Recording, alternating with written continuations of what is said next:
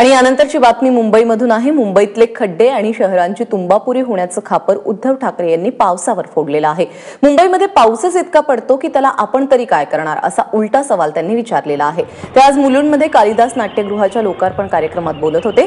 गेल्याच आठवड्यामध्ये मलिष्काने विडंबन करत एक गाणं गायलेलं होतं, ज्यामध्ये मुंबई पालिकेच्या कारभाराचे वाभाडे काढले होते आणि त्याला शिवसेनेच्या वतीने गाण्यातून उत्तरही देण्यात आलं होतं। आणि आता स्वतः उद्धव ठाकरे या सगळ्या खड्ड्यांचं खापर पावसावर फोडतायत।